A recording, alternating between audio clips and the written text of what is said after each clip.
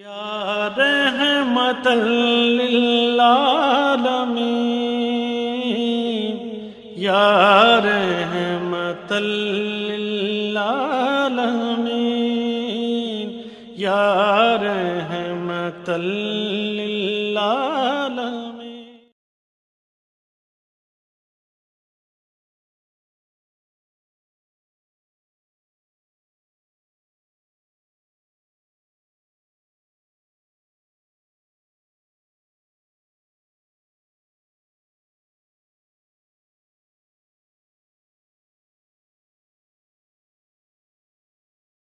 اللهم صل على محمد وعلى آل محمد كما صليت على إبراهيم وعلى آل إبراهيم إنك حميد مجيد.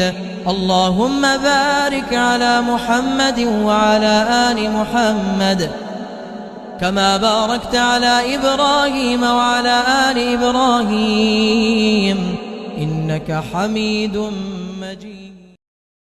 ونصلي على رسوله الكريم. اما بعد اعوذ بالله من الشيطان الرجيم. بسم الله الرحمن الرحيم. رب اشرح لي صدري ويسر لي امري واحلل عقدة من لساني يفقهوا قولي. السلام علیکم ورحمۃ اللہ وبرکاتہ. معزز سامعین، اللؤلؤ مکنون سیرت انسائکلوپیڈیا حضرت محمد مصطفیٰ صلی اللہ علیہ وآلہ وسلم اور سیرت النبی صلی اللہ علیہ وآلہ وسلم ہادی عالم صلی اللہ علیہ وآلہ وسلم کی سیرت سے ماخوذ عصر حاضر کے تقاضوں سے ہم آہنگ دروس و عبر اور فوائد و ثمرات کے اوپر مبنی آپ کے سامنے ان سیرت انسائکلوپیڈیا کو پیش کیا جا رہا ہے. اب میں اس کا تیسرا پارٹ آپ کے سامنے پیش کروں گی، اور اس پارٹ میں تیسرے اور چوتھے پارٹ میں ہم عربوں کی سیاسی، معاشی، اقتصادی اور خاندانی زندگی کے حالات کو پڑھیں گے. اس سے پہلے میں نے عربوں کی دینی، سیاسی، معاشی، معاشرتی حالت کے بارے میں آپ کو بتایا ہے، اور اب میں ان کی اخلاقی حالت اور خاندانی حالات کے متعلق آپ کو بتانے کی سعادت حاصل کروں گی. الحمدللہ نحمدہ ونستعینہ ونستغفرہ ونعوذ باللہ من شرور انفسنا ومن سیئات اعمالنا من یہدہ اللہ فلا مضل لہ ومن یضلل فلا ہادی لہ واشہد ان لا الہ الا اللہ وحدہ لا شریک لہ واشہد ان محمدا عبدہ ورسولہ. معزز سامعین، اس سے پہلے میں نکاح کے بارے میں جو عربوں میں رواج تھے، نکاح کی اقسام کے بارے میں آپ کو بتا چکی ہوں، اور اب میں آپ کو نکاح کے بعد طلاق کے بارے میں جو اس وقت عرب میں رائج تھے ان کے بارے میں آپ کو بتانے کی سعادت حاصل کروں گی. طلاق عرب کثرت سے طلاق دینے کے عادی تھے. ان کے ہاں طلاق دینے کے لیے کوئی تعداد متعین نہ تھی. ایک شخص اپنی بیوی کو طلاق دیتا، پھر اس سے رجوع کر لیتا، پھر طلاق دے دیتا، پھر رجوع کر لیتا. یہ سلسلہ یوں ہی چلتا رہتا. نہ عورت کو حقوق زوجیت حاصل ہوتے اور نہ آزادی کہ دوسری جگہ نکاح کر سکے. اسلام کے آغاز تک یہی طریقہ جاری رہا. آخر کار اللہ تعالیٰ نے یہ آیت نازل فرمائی: الطلاق مرتان فامساک بمعروف او تسریح باحسان ولا یحل لکم ان تاخذوا مما آتیتموہن شیئا الا ان یخافا اللہ یقیما حدود اللہ فإن خفتم اللہ یقیما حدود اللہ فلا جناح علیہما فیما افتدت بہ تلک حدود اللہ فلا تعتدوہا وَمَن يَتَعَدَّ حُدُودَ اللَّهِ فَأُولَئِكَ هُمُ الظَّالِمُونَ. طلاق رجعی 2 مرتبہ ہے. پھر یا تو عورت کو دستور کے مطابق روک لیا جائے یا بھلائی کے ساتھ چھوڑ دیا جائے، اور تمہارے لیے یہ جائز نہیں کہ تم انہیں جو دے چکے ہو اس میں سے کچھ واپس لو، یہ کہ دونوں کو ڈر ہو کہ وہ اللہ کی حدیں قائم نہ رکھ سکیں گے. بس اگر تمہیں ڈر ہو کہ وہ دونوں اللہ کی حدیں قائم نہ رکھ سکیں گے تو ان دونوں پر کوئی گناہ نہیں. کہ عورت فدیے میں وہ مال دے کر خلا حاصل کر لے۔ یہ اللہ کی حدیں ہیں، سو تم ان سے آگے نہ بڑھو، اور جو لوگ اللہ کی حدوں سے تجاوز کرتے ہیں وہی ظالم ہیں۔ اسلام نے طلاقوں کی تعداد متعین کر دی ہے اور خاوند کو یہ موقع دیا ہے کہ اگر طلاق دے کر اس نے غلط فیصلہ کیا ہے تو اس کی تلافی کر سکے، اور اسے اپنی متعلقہ بیوی کے ساتھ 2 مرتبہ رجوع کا حق دیا ہے۔ اگر وہ تیسری بار طلاق دے دیتا ہے تو رشتہ نکاح مکمل طور پر منقطع ہو جائے گا۔ یہ عورت اپنے سابقہ خاوند کے لیے حلال نہیں رہے گی، سوائے اس صورت کے کہ وہ کسی اور شخص سے نکاح کرے اور رخصتی کے بعد اتفاقاً وہ خاوند فوت ہو جائے یا اس عورت کو طلاق دے ڈالے تو یہ دوبارہ پہلے خاوند سے نکاح کر سکتی ہے۔ قرآن حکیم میں آتا ہے فَإِن طَلَّقَهَا فَلَا تَحِلُّ لَهُ مِن بَعْدُ حَتَّى تَنكِحَ زَوْجًا غَيْرَهُ فَإِن طَلَّقَهَا فَلَا جُنَاحَ عَلَيْهِمَا أَن يَتَرَاجَعَا إِن ظَنَّا أَن يُقِيمَا حُدُودَ اللَّهِ وَتِلْكَ حُدُودُ اللَّهِ يُبَيِّنُهَا لِقَوْمٍ يَعْلَمُونَ۔ پھر اگر وہ خاوند اسے تیسری طلاق دے دے تو اس کے بعد وہ عورت اس کے لیے حلال نہیں ہے جہاں تک کہ وہ اس کے علاوہ کسی اور خاوند سے نکاح کرے۔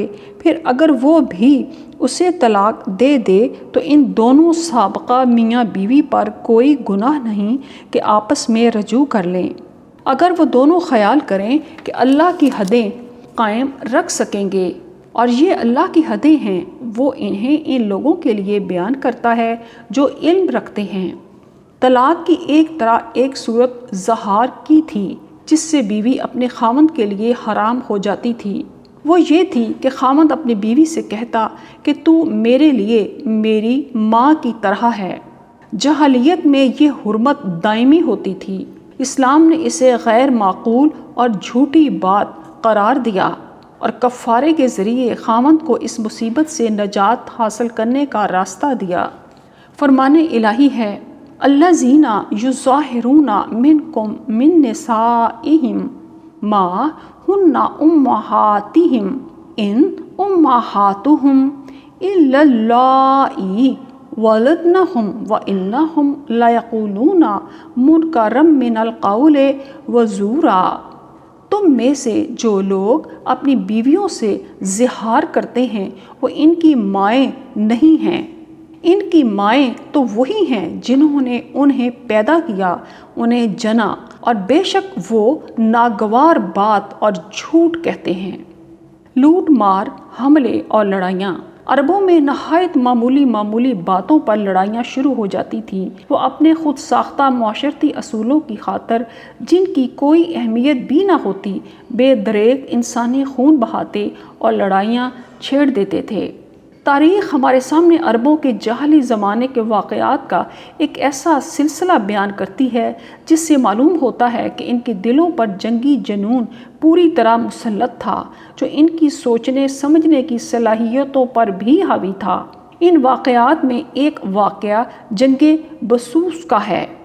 جنگ بسوس 2 قبیلوں بنو بکر اور بنو تغلب کے درمیان ہوئی، جس کا سبب جرمی نامی شخص کی اونٹنی تھی۔ جرمی بسوس بنت منقذ کا پڑوسی تھا اور بسوس جساس بن مرہ کی خالہ تھی۔ بنو تغلب کے سردار کلیب نے اپنی اونٹوں کے لیے ایک خاص چراگاہ بنائی تھی۔ کلیب نے اپنی چراگاہ میں جرمی کی اونٹنی کو دیکھ کر اسے تیر مار دیا، جس پر جرمی اور بسوس نے چیخو پکار شروع کر دی۔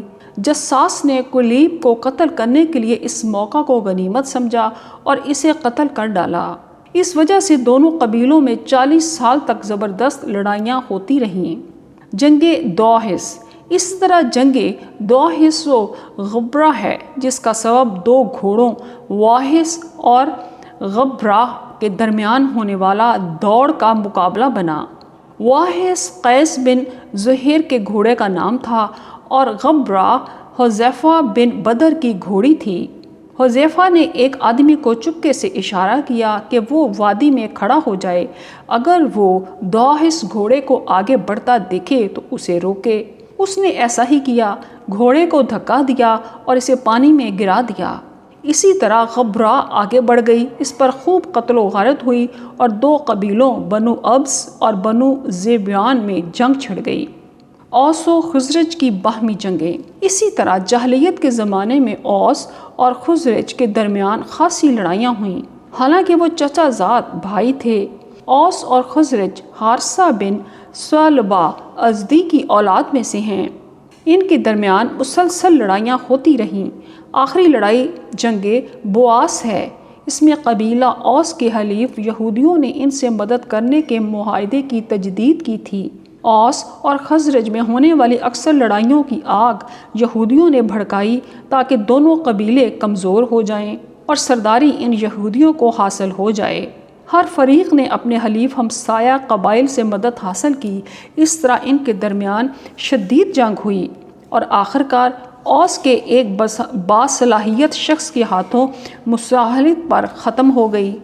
بعض قبائل صرف مقصد کے لیے حملے کرتے تھے کہ دوسروں کا مال چھینیں اور آزاد لوگوں کو قیدی بنا کر فروخت کریں۔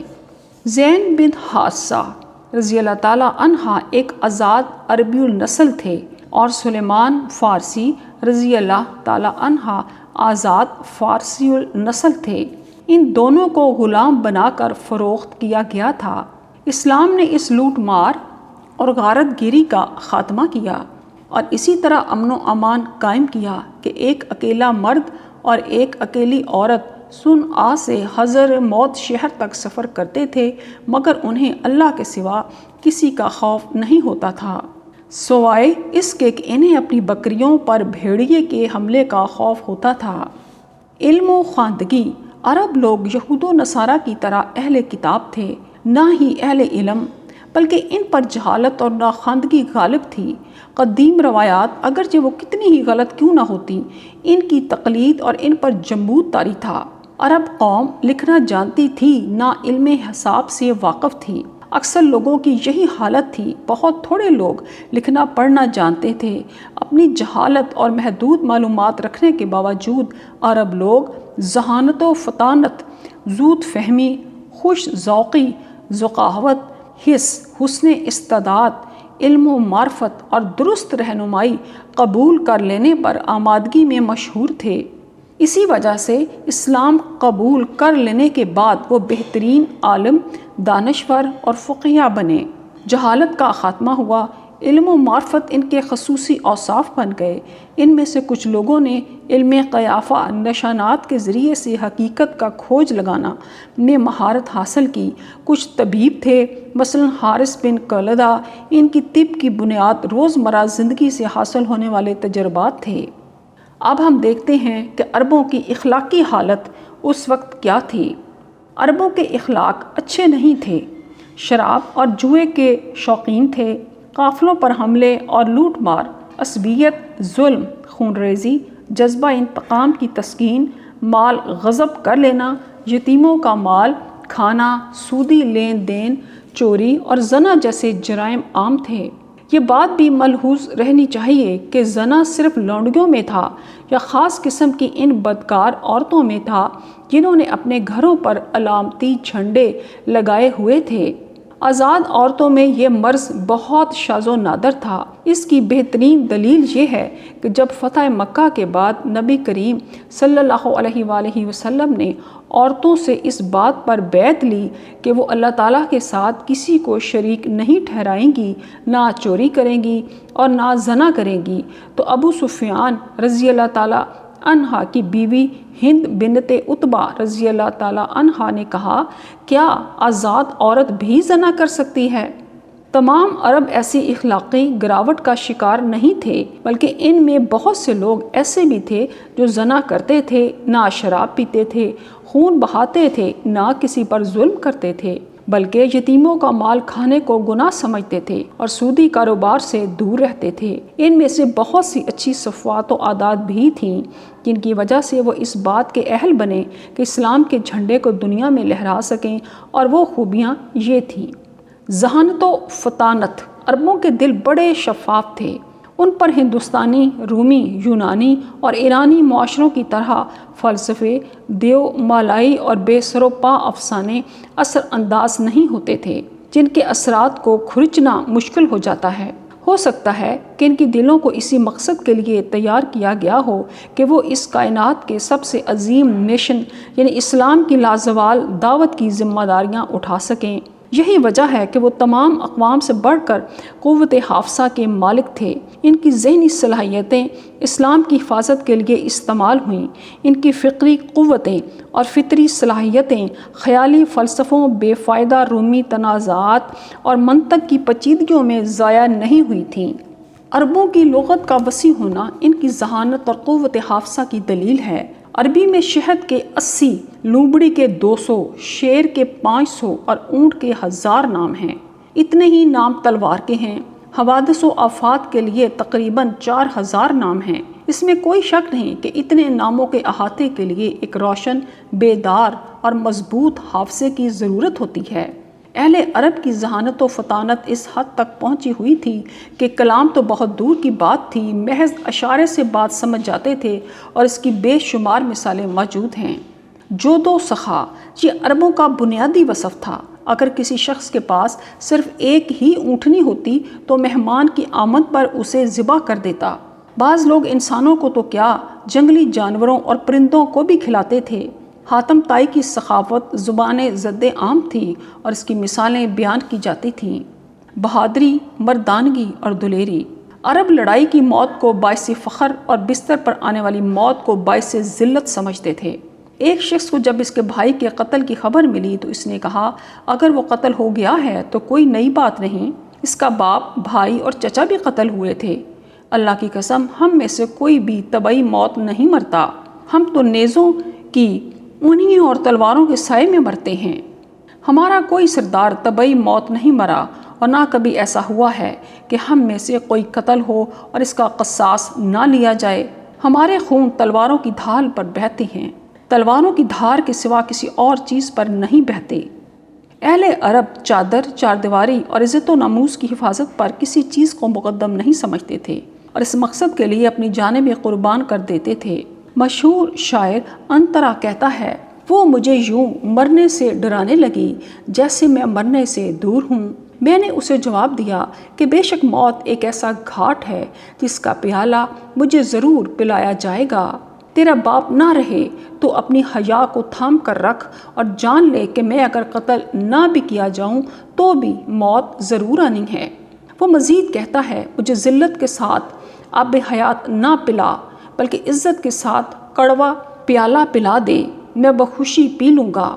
ذلت کے ساتھ آب حیات پینا ایسے ہے جیسے جہنم میں جلنا، اور اگر جہنم میں عزت محفوظ ہو تو جہنم بہترین جگہ ہے۔ عرب لوگ فطری طور پر دلیر اور خوددار تھے۔ وہ اس بات کو ناپسند کرتے تھے کہ طاقتور کسی کمزور، عاجز، بوڑھے یا صنف نازک پر زیادتی کرے۔ اگر کوئی ان سے مدد طلب کرتا تو اس کی مدد کرتے، اور پناہ لینے والے کو بے یار و مددگار چھوڑ دینا کمینگی سمجھتے تھے۔ حریت پسندی اور ذلت و ظلم سے نفرت۔ ایک عربی فطری طور پر آزادی سے عشق کی حد تک محبت کرتا تھا، اسی کے لیے اس کا جینا اور مرنا تھا۔ وہ آزاد فضا میں اس طرح نشو و نما پاتا کہ اس پر کسی کا تسلط نہ ہوتا۔ وہ اس بات کو ناپسند کرتا تھا کہ ذلت والی زندگی گزارے یا کوئی اس کی عزت و ناموس پر ہاتھ ڈالے، خاص ساری زندگی تکلیفوں میں گزارنی پڑے۔ عرب لوگ ذلت قبول نہیں کرتے تھے۔ ذرا سی بے قدری اور توہین یا ذلت ان کے لیے ناقابل برداشت ہوتی تھی۔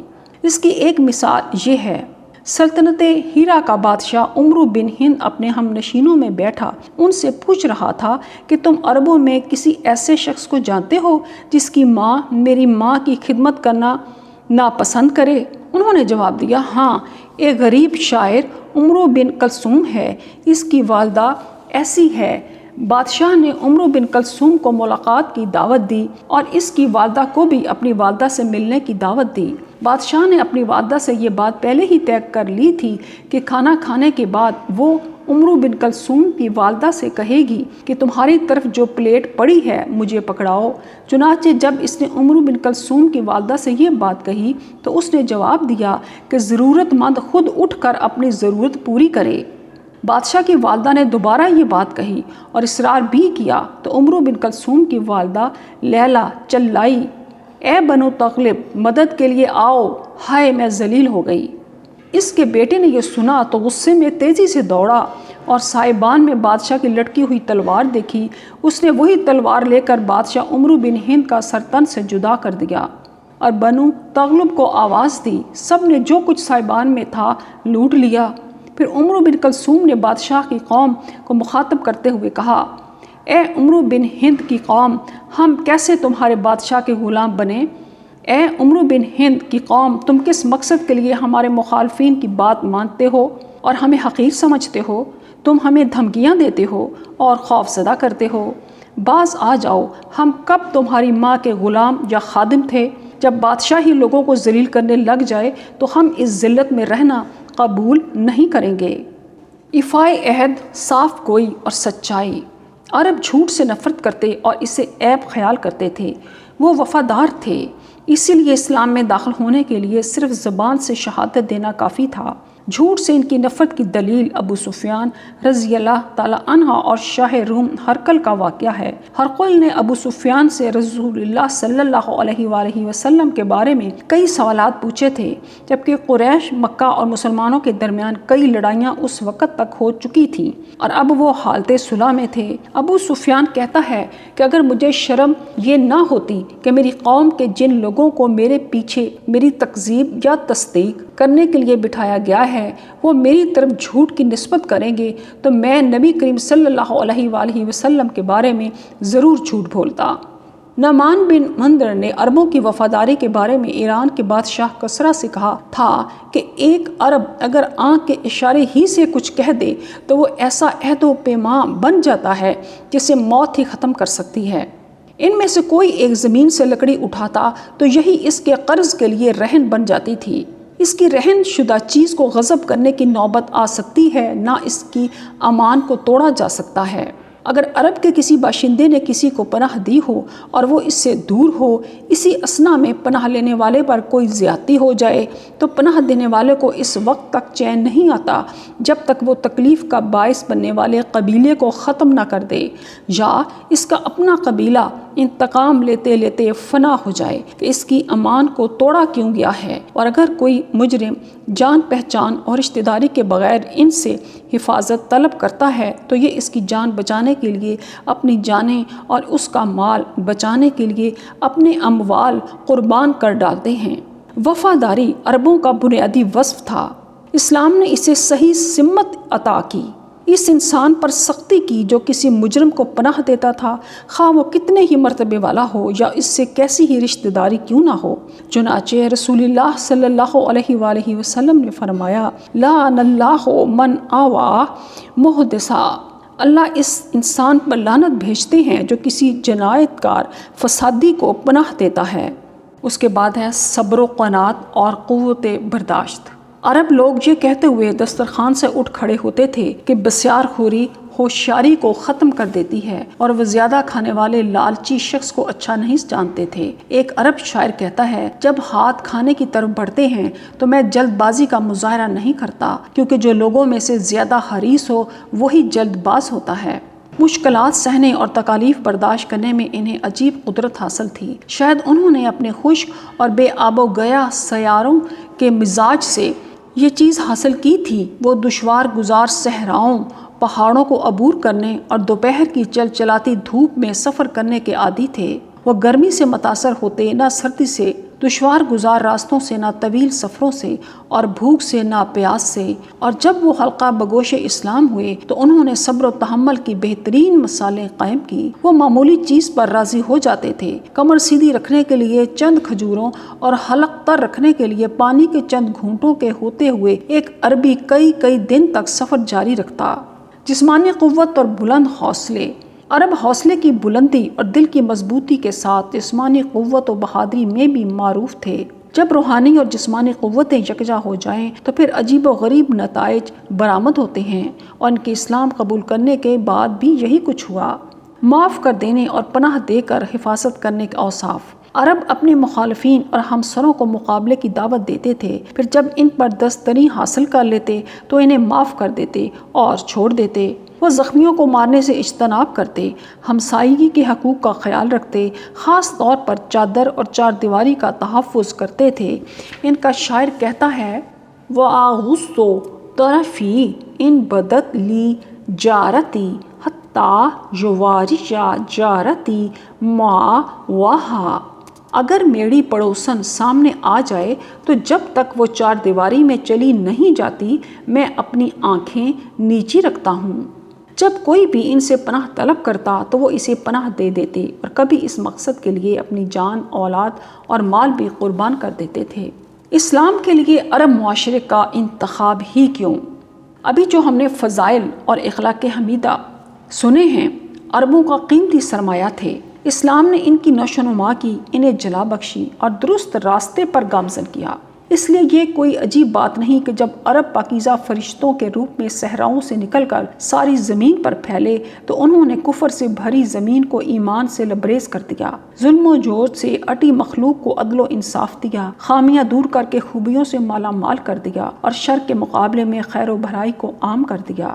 یہ اس معاشرے کے خد و خال ہیں جن میں عربوں نے نشو و نما پائی۔ یہ اس وقت افضل ترین معاشرہ تھا۔ اس معاشرے کے لیے رسول اللہ صلی اللہ علیہ وآلہ وسلم کا انتخاب کیا گیا، اور آپ کے لیے اس عربی معاشرے کا انتخاب ہوا۔ فارسیوں، رومیوں، ہندوؤں اور یونانیوں کے مقابلے میں یہ ایک نادر معاشرہ اور اعلیٰ مرکز تھا۔ فارسیوں کے علوم و فنون کی وسعت اور ہندوؤں کے فلسفے کی گہرائی کے باوجود رسول کا انتخاب ان میں سے نہیں کیا گیا۔ نہ رومیوں کے فنون لطیفہ کے باوصف نظر انتخاب ان پر پڑی، اور نہ یونانیوں کی شاہکار شاعری اور اعلیٰ تصورات کے ہوتے ہوئے ان میں سے انتخاب کیا گیا۔ عرب کے اس اچھوتے معاشرے کا انتخاب اس لیے کیا گیا کہ عربوں میں فطرت سلیمہ، آزادی ضمیر اور روحانی بلندی جیسے اعلیٰ اوصاف موجود تھے، اور دیگر اقوام ان اوصاف سے بے بہرہ تھیں۔ صدق اللہ العظیم۔